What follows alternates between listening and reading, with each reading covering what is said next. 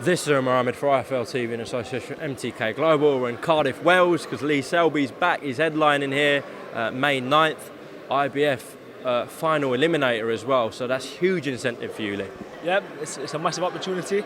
You know, I lost the IBF Featherweight world title. You know, I've worked myself back into contention, back in the final eliminator. I win this, and I'm back in the world title fight.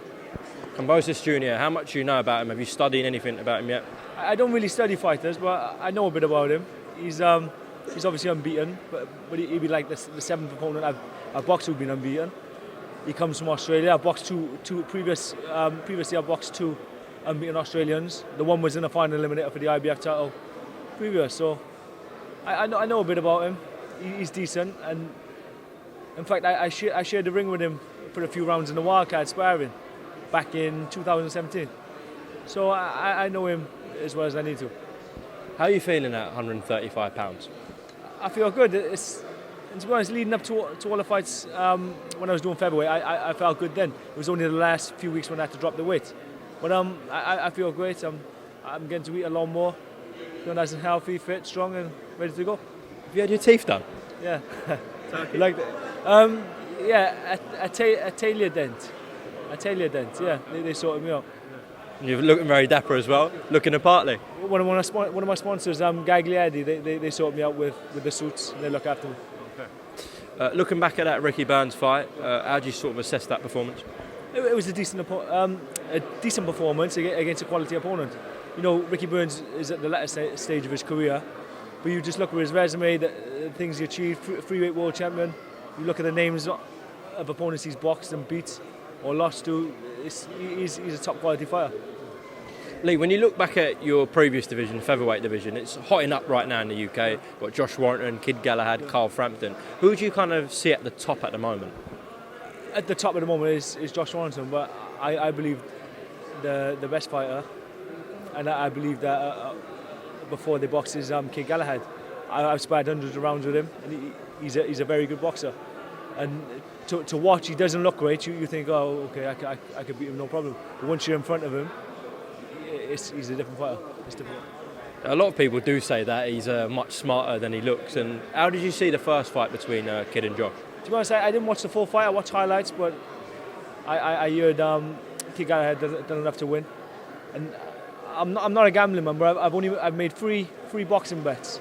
The one was I think it was Don Broadhurst against Lee Haskins. I bet on that, and that come through. The second one was Christopher Rosales against Paddy Barnes. Was it? Yeah, Paddy Barnes. Yeah, so I won on that one. And the third one I bet was Kid Galahad to beat Warrington. Well, I lost my money, but I should have won. Well, they've got a rematch probably coming up because Kid Galahad is mandatory, so you can probably stick another bet on if you want to. I will do. Lee, you don't want to look past Kambosos Jr. We know what the sport of boxing is like. Teofimo Lopez does hold that world title. Yeah. That would be an absolutely huge fight. He obviously fights Lomachenko soon. We expect that to be an official. So the winner of that fight, whether it's Loma or Teofimo Lopez, would be absolutely massive. That's surely got to be on your mind, Lee. Well, it's a massive incentive, like you said. To box one of those guys, the winner of that fight will be a mega fight, and that's what I'm in the game for. And I would love to be a two-weight world champion, the first man from Wales to do so.